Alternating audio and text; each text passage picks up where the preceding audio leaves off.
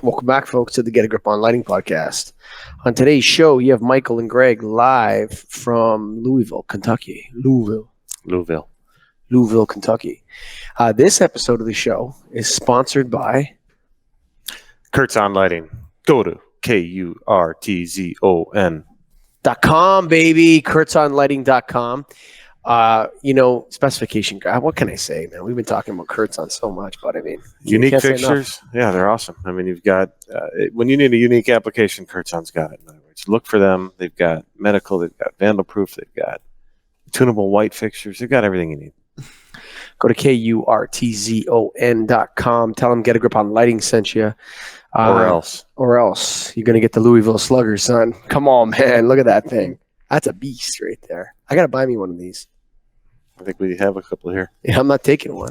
That's a bad. You're gonna steal a Louisville Slugger from the Omni Hotel in Louisville? No, that belongs to them. Yeah, it even says Omni Louisville Hotel on it. Oh, it sure does. I got to keep it that way then. Yeah, sorry, you could send it off probably. But Greg Erick's Louisville Slugger.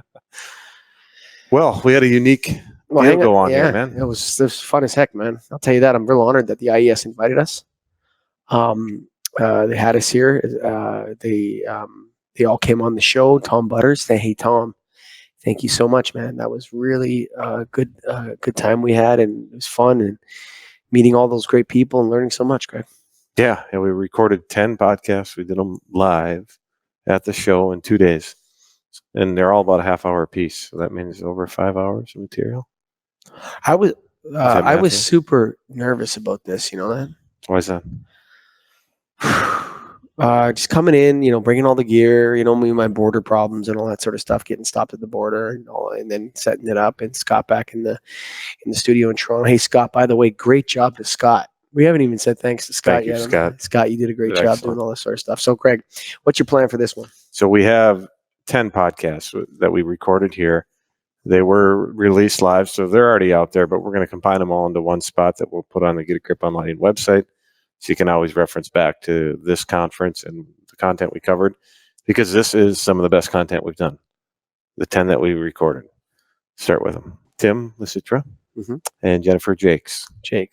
And that is sorry, Jenny, but I got that Jacques. I'm Canadian, so I'm pronouncing it French, but that's the IES Executive Director and the IES President, and had a great discussion on the future of the IES. Yeah, their 5-year plan's coming out hot, and just about the people that they have and running this thing, man, what an operation this is. Oh, for sure. It's one of it is the best in lighting. It's got to be. Next to nailed. Next to nailed. We're right up there with them. The next one we did was a guy I've been reaching out to and trying to get a hold of for maybe a year now. I see him at all the shows, but Howard Wolfman. He's been in the industry a long time, smart guy, writes a lot of standards. IEEE. So somebody that needed to get on the show, and we finally got him. Boom. That was fun to have him. Then we got to Tom Butters and Brian Liebel. Brian Liebel or Liebel? I can't remember. Sorry, Brian. We'll say it right on the clip. Yeah. So research and education. Coming together. Yeah, research and standards. Here's what I took from that.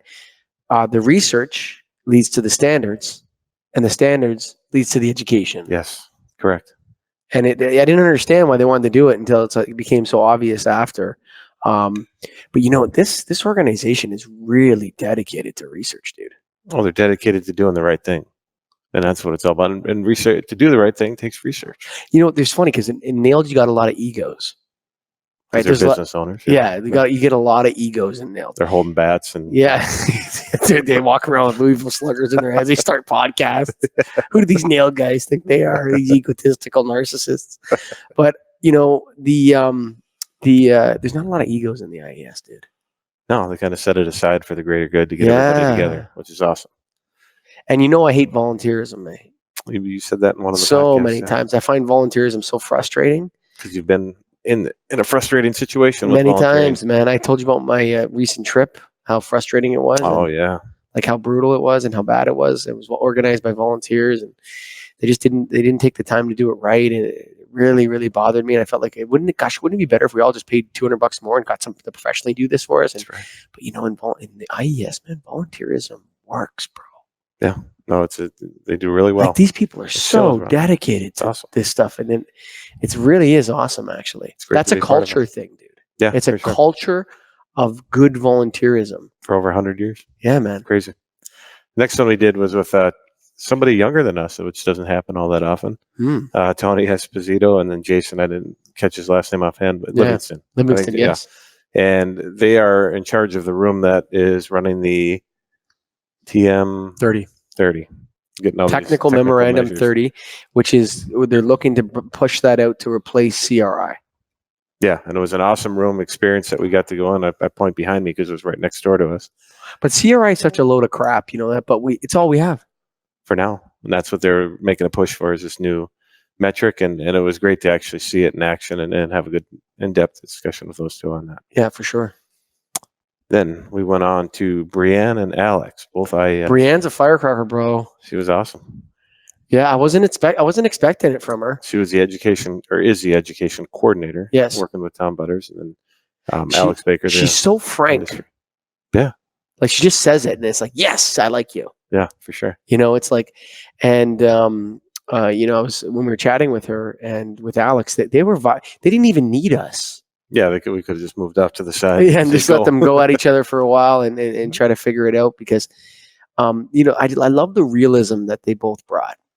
Yeah, and that's what it needed, or what the industry needs. Is the topic was on hours and rated life of LED. Sure. And it needs some realism. It hasn't had it. Yeah. So we need to bring realism back to it and to say that, you know what, rare LEDs are going to burn out. Yeah, and if you're listening to this and you're not a member of the IES and you're making light fixtures, you need to become a member of the IES, son or daughter.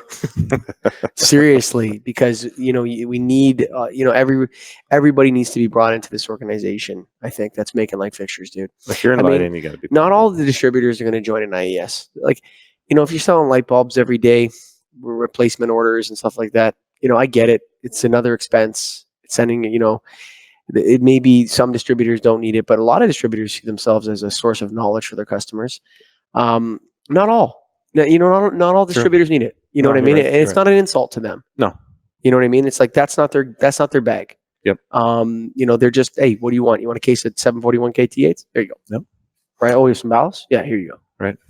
So the next one was we had about a 30-second discussion with this person at Churchill Downs when we decided that she needed to get on the podcast.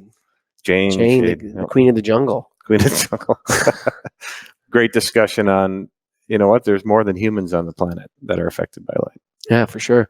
And what was interesting that occurred to me was that wasted light outside at night is hazardous waste. That was pretty awesome. Yeah. Got to get rid of that hazardous waste. That's her big push, and great discussion with her. I can see her being on again someday, for sure. Yeah, you know what I mean? I think she might be like a quarterly, bi-yearly report or something like that. Wildlife expert. Yeah, for sure. Advocate, I would say, not expert. There you go. Then we will go on to another one we pulled in that is actually was doing interviews here with people that will be on the IES website, is Samantha, and I don't have her last name offhand, but works. Samantha Boersman, I think it is. Okay, and she's out. That was fun, dude. Yeah, she works for an electrical distributor in Winnipeg, Canada, Westburn Ready. Westburn, yeah. And had a good discussion on electrical distribution and how, what percentage of lighting is, and education and everything that goes along with it. Great discussion. Yeah, it was a good one. Yeah, and it's good to have more ladies on the show. Always. It's always. Yeah, it seems like, the distribution area of the business is predominantly men. Mm-hmm. The contractor area is predominantly men. That's our core audience. That's the people we focus on. But you know what? There's some ladies out there who are balling in this business, bro. Yeah, it was a great discussion with her. Yeah, especially in distribution. We got to get her nailed.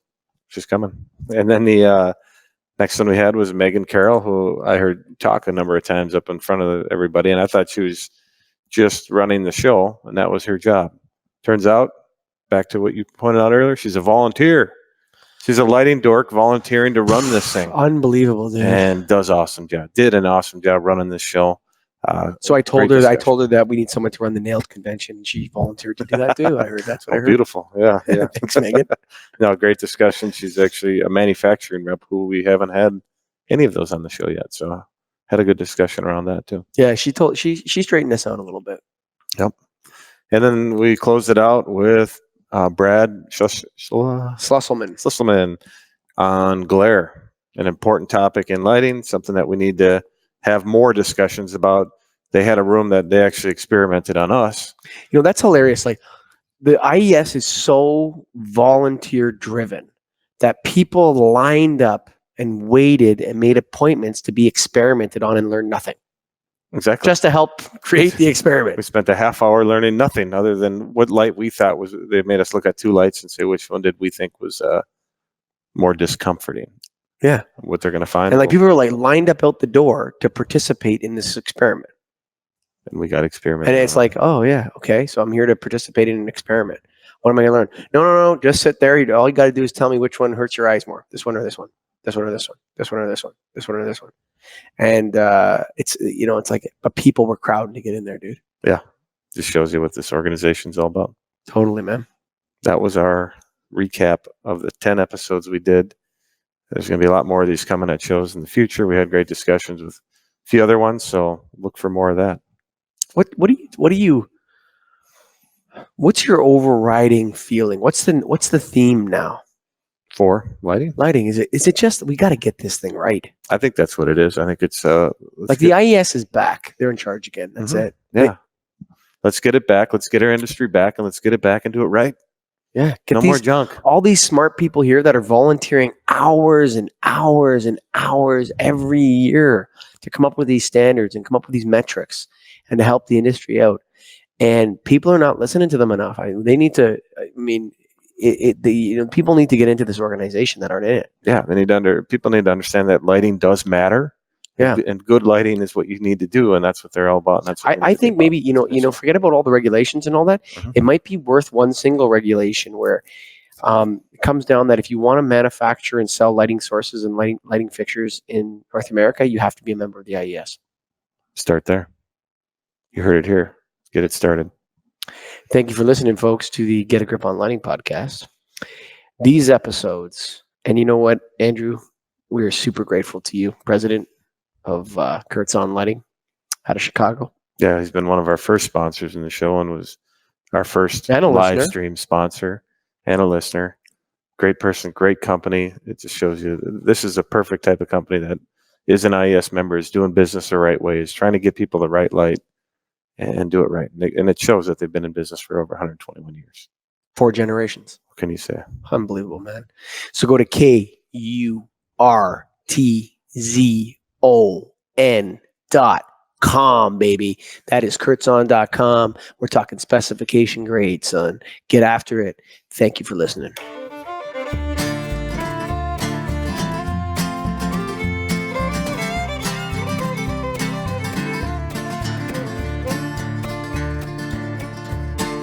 Written on the rectory wall, there's a sign there for all.